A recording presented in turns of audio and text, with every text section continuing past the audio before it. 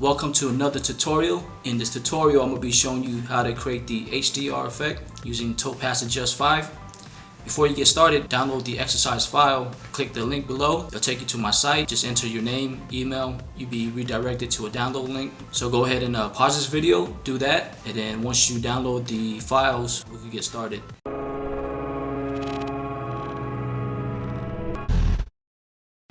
If you don't have Topaz Adjust or Topaz Detail, there's a link below this video. You can click on that. It'll take you to Topaz Labs website, and you can go ahead and purchase that if you want. If not, you can still watch this video and follow along. Let's go to our stock images, and let's open the main image. Right now, I'm using Photoshop CS5. Since this is a raw image, it's going to open up in Camera Raw. And couple adjustment that I like to do here, as you see on the blue, that's where the shadow's at. If it's blue, then it means there's no detail in the shadows. So to bring back the detail, I just bring the slider to the left. Now you can see it, and I'm checking if we have to adjust the highlights. The highlights, it looks good, but if you need to adjust it, just bring back or just use the recovery, and it'll bring back details in the highlights. So I'm gonna leave it at that. I'm gonna click open object.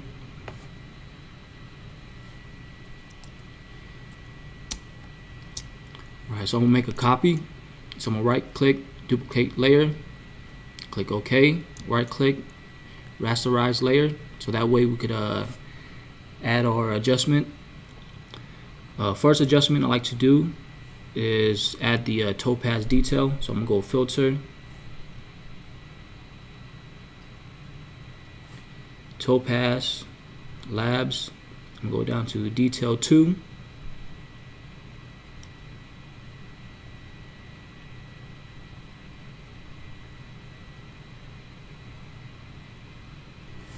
Alright, so once you have Topaz Detail open, on the left side you can see there's presets, and on the right you can make your own adjustments. The preset that I like to use is Interior Strong Detail, so I'm gonna go ahead and click on that. If you have Topaz Detail 3, you might not have the same presets, so to copy the Interior Strong Detail, all you have to do is on the right, just copy the small detail, small boost, and then the medium and the large. So all the numbers right here, just copy exact. And then once you have done that, just click OK. Alright, so let's check the before and after. As you can see, just gave it a little bit more detail to the image. I'm gonna add it again. That's when I bring it into the main document. Right now we're just preparing the image. I'm gonna crop it out. So that's what we're gonna do next is crop out the image. So first, let's go ahead and use the pen tool to crop out the chair in the back. So I'm gonna zoom in. Alright, so before we do that, let's save this. So I'm gonna save this as main PSD. Alright, so to crop out the chair, let's zoom in, click on the pen tool over here, shortcut is letter P. And if you haven't used the pen tool before, it's going to be kind of difficult to get used to, but I'm going to try to explain it and show you the easiest way for me to use it. So let's make a point. So I'm going to make a point here. And basically what I'm doing is just using the space bar to drag it around. So once you let go of the space bar, it'll go back to the pen tool. So space bar, pen tool. Alright, so we made our first point. Now what we want to do is use the pen tool to go all the way around and then come back and connect it. So the next spot that I would place the pen tool, or the next point, will be right here. But instead of just clicking it, it will make a straight line. We want it to be curved, so I'm gonna click undo. So we're gonna click it. Before we let it go, we're able to drag the anchor point on this side. So as you can see, you could bulge it out like this, but what we want is to align to the shirt. So just drag it about right there, and then before you let go, hold Alt, and what that's gonna do is just let you edit just one point instead of editing 2 points. So hit Alt, bring this in.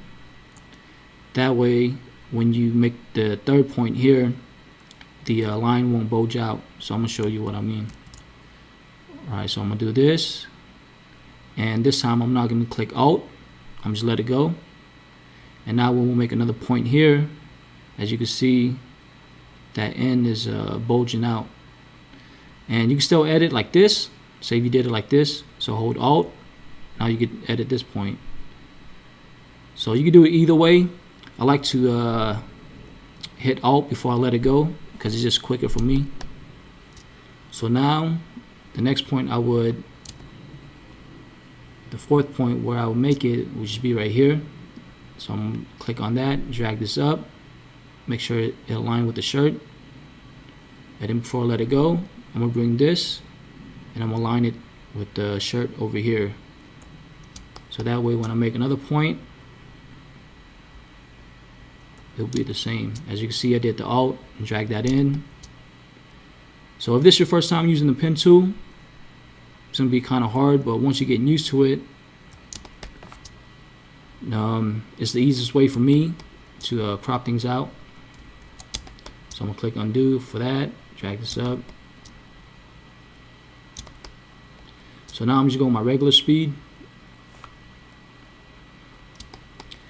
Alright, I'm gonna undo, forgot to mention. So once you go to the end, you see the letter O. This means you're gonna close it out. And then now we made the selection around that. So the next one will be down here on the chair. And for this one, I'm going my regular speed so I can show you how quick and easy it is to use the pen tool once you get used to it. So I'm gonna go ahead and do that. And right now, since I'm just working with clothing, I'm gonna crop it pretty quick. And especially if it's like the same color, like black, it's easier to crop it, because if you do add too much, it will look the same since the chair is almost the same color as the pants. I'm gonna go ahead and close this out. That looks good. Alright, now I'm just go ahead and crop out the rest.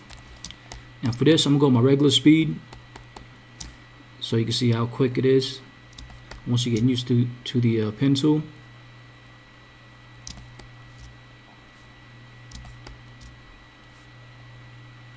Again, on the clothing or like hats and apparels and stuff, you don't have to be perfect. So right now I'm just cropping, just leaving some part off,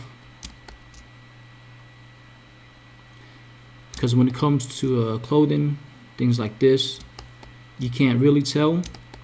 But when it comes to like the facial, I'll make sure that I crop that out perfect, because if you miss just a little bit of the piece of the face, sometimes it can look kind of funny.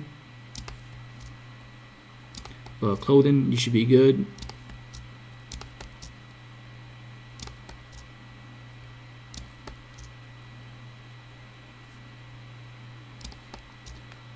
Also, I'm using the Wacom tablet, and it's easier for me to crop versus using a mouse. So if you're using a mouse right now, it might take you a little bit longer than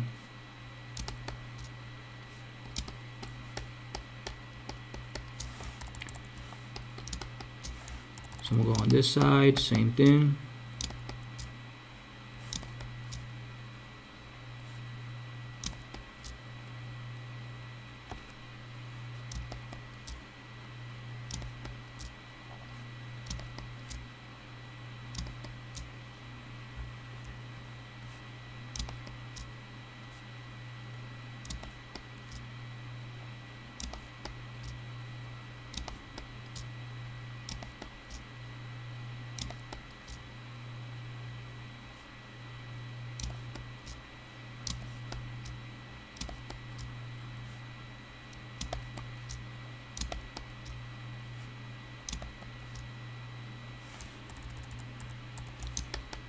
Alright, that should be good.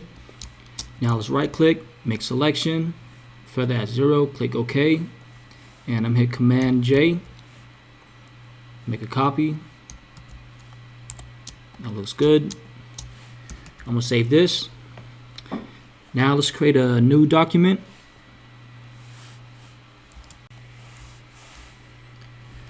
Alright, so let's hit, you can go File, New, or shortcut will be Command N. And let's change it to inches. And usually for covers, they're 4.75 by 4.75 inches. But if you're gonna print it, the printer usually need a 1/4 inch bleed. So that will be 5 inches by 5 inches total. And for the resolution, minimum is 300. So we'll keep that at 300.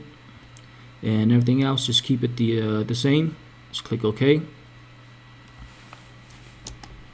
Alright, so let's go to our main PSD, this one. So you go to Windows, go back to our main. So let's right click, let's bring this into our new document that we created. Click OK. I'm gonna close this. Also for this one, let's save it. I'm gonna hit Command S. So I'll name this cover. Now I'm gonna hit Command T. I'm gonna hold Shift, Alt, go to the corner, bring it down.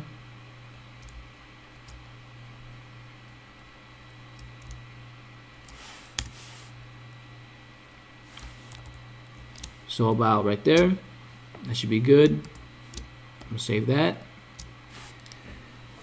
And before I go any further with compositing the background, what I'm gonna do is I'm gonna group this, duplicate it. So I'm gonna go ahead and make a copy, hit Command J, and I'm gonna disable this one. I'm gonna rename this one Master. I like to keep the master copy just in case that if I do mess up on this one when I'm editing, I have a master copy to come back to. So that's the reason why I make a duplication. So let's hold Shift, right click, and let's group it, or actually hit the group right here. Drag that in. Save that. Alright, so on this one, since the hat is black, the shirt is blue, I want to change the shirt to black, and I want to change the P to white. So to do that, I'm going to create a new adjustment layer, hue and saturation, and I'm going to click on this, so that way it only applies to this layer. So let's go to the blue, and bring that all the way down. Now I'm taking the blue out of the shirt. So you see before, after. So the shirt is black, and the pants, the blue saturation is also no longer there. And to change the yellow on this one, what I'm gonna do is I'm gonna bring another hue and saturation adjustment layer. Same thing, click on this, so it only affects that. This time I'm gonna go to yellow, and then I'm gonna bring the yellow down, and go to red, then bring the red down. Or you just click on master and bring everything down. Alright, looks good on the P. Now I want to brighten it so the P is white like the letters. So for that, I'm gonna go to levels. Same thing, click on this, so it only affect that.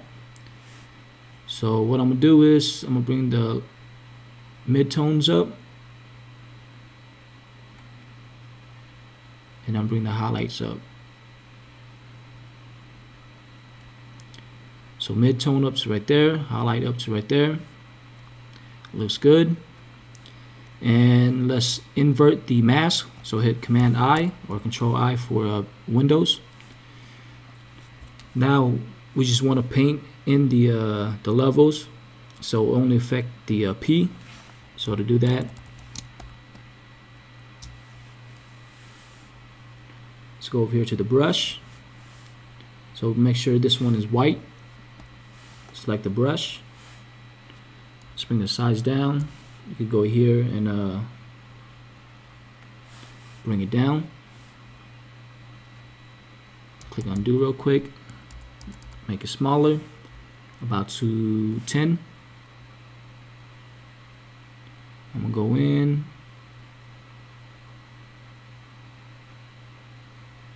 And just paint that in. So before, after. And I'm gonna bring the opacity down so it affects it only just a little bit. That looks good. Now on this one, we want this mask, the hue and saturation, to be the same mask as the P. So let's right click and delete layer mask. And I'm going to enable that one again. And to have the same mask as the levels, I'm going to hold command, select that. It'll make a selection around it. Go down to our hue and saturation and click on mask.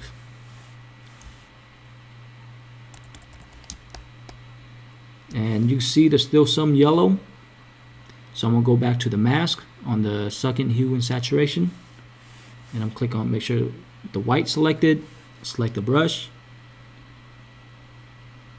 and we should paint around it.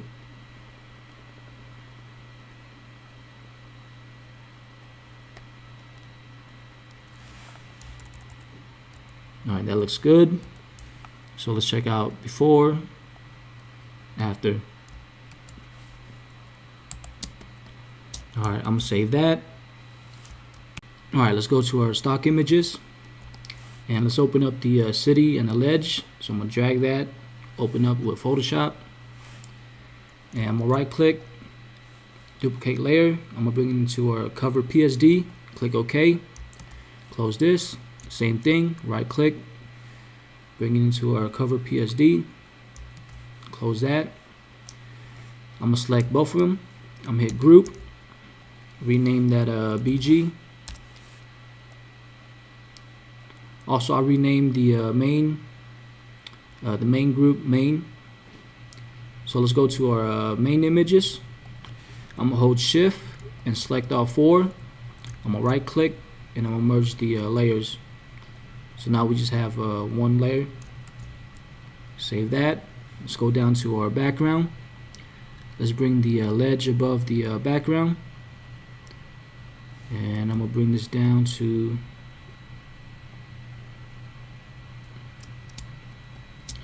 say about right there. And there's still some parts right there, so I'm gonna hit the eraser tool, erase that. And you still see some blue on top of the ledge. Best way to clean that up, hold command, it'll make a selection and hit select, modify, contract, say 1 pixel, click OK.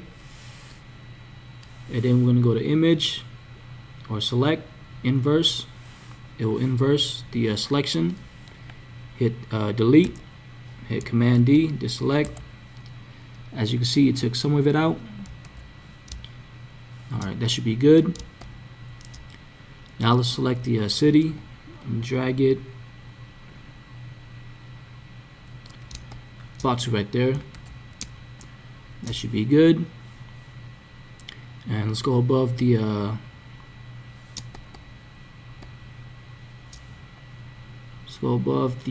ledge. Right now I'm trying to change the color of the ledge to match the same color as the building. So to do that, I'm gonna hit Command M. It'll bring up the curves adjustment. So if you want to go image, adjustment, curves. So right now what I'm gonna try to do is bring in some yellow tint to the ledge. So to do that, I'm gonna go to the red. Alright, that doesn't work. Let's do this. Let's do the color balance. Let's go down here, color balance, and make sure you select this, so that way it only affects the ledge. So for the mid-tone, let's bring up the yellow.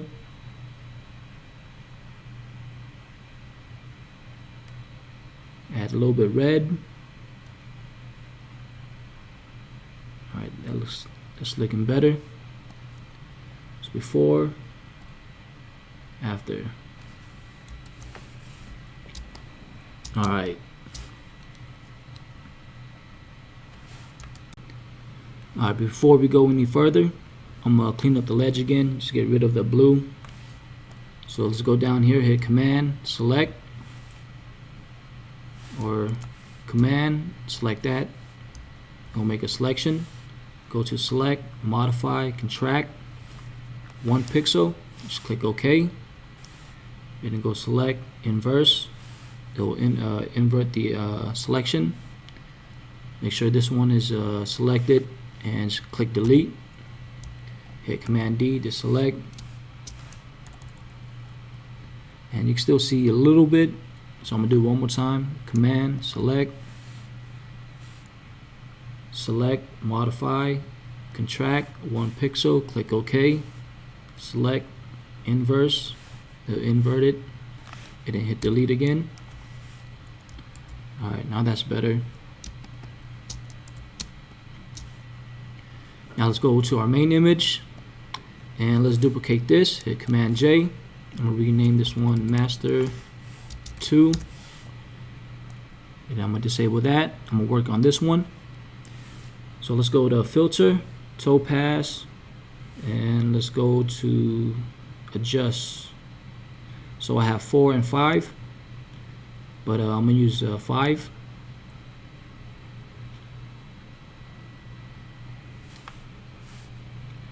And on the left, I'm going to bring this in. Alright, let's go to the HDR collection, and the one that I like to use is the Dynamic Pop 2. So you see the before, after. Alright, that looks good. Click OK. Check before, after. And let's go down to the ledge, and I'm going to do the same thing for the ledge. So I'm going to hold Shift, select the color balance, right click, merge layers, and I'm going to apply the same setting as I did to the main image. And all I have to do is hit Command F. So every time you hit Command F, it will apply the same setting that you have for that you used before. So let's say if I was to use, let's say on this main image, let's say I use blur, Gaussian blur, and click OK. And if I go down to the ledge, hit Command F, and then it will apply the Gaussian blur to the ledge. So I'm going to click Undo.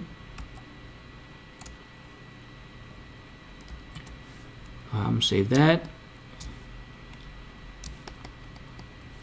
Now to add more dynamic pop, I'm going to go to the adjustment layer. I'm going to create the color balance, and I'm going to give this an overall look. So I'm trying to go with like a warm yellow tint.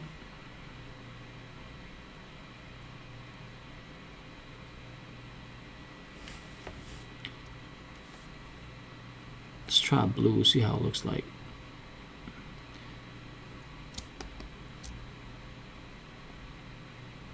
So I'm going to stick with the red, yellow tint.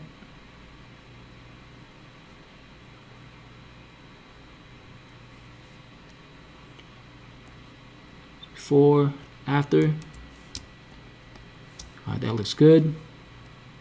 Now let's go ahead and I'm going to apply the dynamic pop to the background, see how that looks. So they go Filter, Topaz,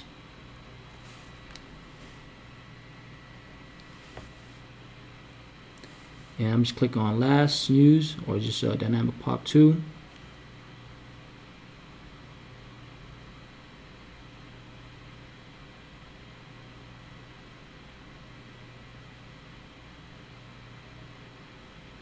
Trying to see which one looks better.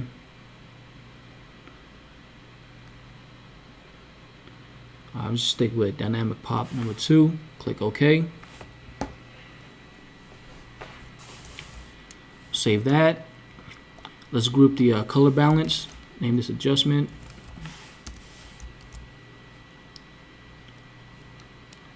And then let's change this to soft light. See how that looks. I'm gonna do that. All right, a couple last things that I like to add will be the shadows and the vignette. So let's go ahead and do that. Create a new layer. Fill that in with black. You can change this to black, or easiest way will be hit the letter X. So you toggle through it. So make sure that's black.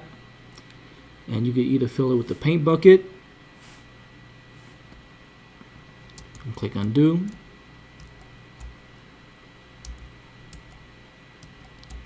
Or a shortcut will be Alt Delete. You'll fill that in. Go to the eraser tool. Let's bring the size up. Hardness all the way down. Let's bring this up. About to right there. I'm gonna erase the middle and just keep the edges dark. Change the blending mode to soft light. And I'm gonna duplicate that. Alright, that looks good. Let's go above the color balance. I'm gonna use a levels adjustment.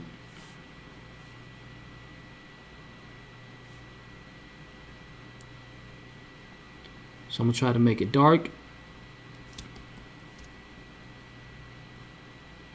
And then bring the shadows up.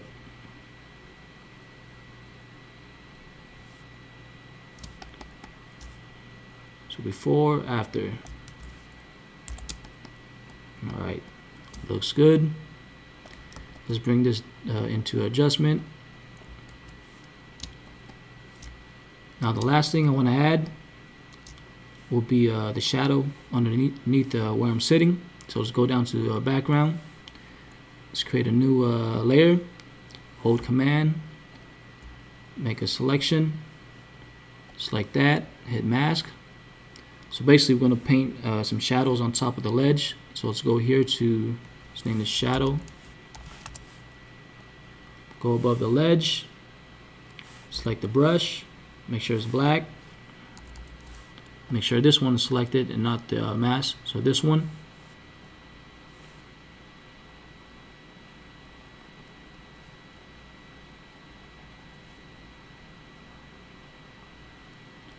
And the setting for the brush, had at 100, hardness all the way down.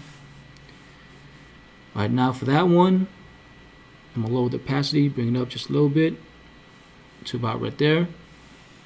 And I'll make a copy, hit Command J. And for this one, I'm going to bring the opacity all the way up. But I'm going to erase some of the shadows. So I'm going to go to the eraser tool. Bring the size down.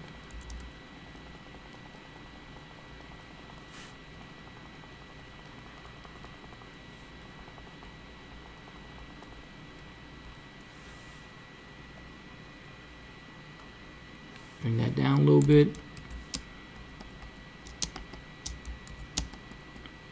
Looks good. So we have the soft shadows and the darker ones.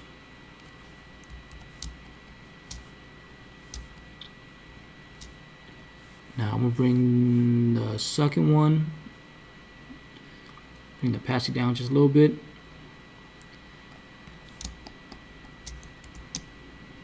Because the whole point of this, you want the shadows of everything to be the same, and then the highlights of everything to be the same.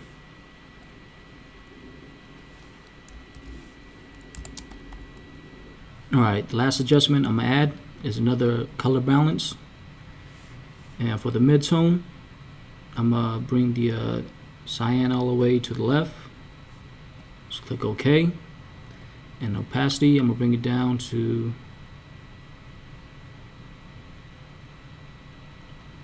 about 45.